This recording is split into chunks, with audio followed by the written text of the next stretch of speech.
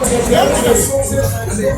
have a very handsome gentleman, Mr. Premchand, Sewpersadh, who's been blowing the conch so wonderfully all evening in support of India, I might add.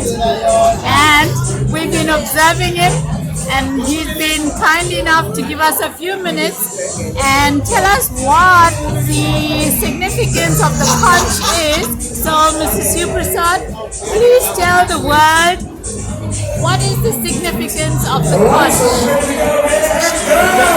Vedas say that conch is the only sound that reaches the 9 planets, and when the gods from the 9 planets hear the conch, they descend on earth for the function that's taking place, and all the people who are there are blessed.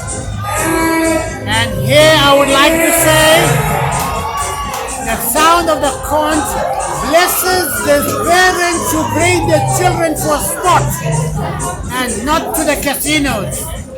So may all who are witnessing the cricket today be blessed with the divine sound of the conch, and may they go home feeling relaxed, pleased, and sanctified. Hare Krishna, Jai Shri Ram, Jai Shri Ram. Om Namah Shivaya. Om Namo Shivaya. Thank you so much, sir, for blessing us all.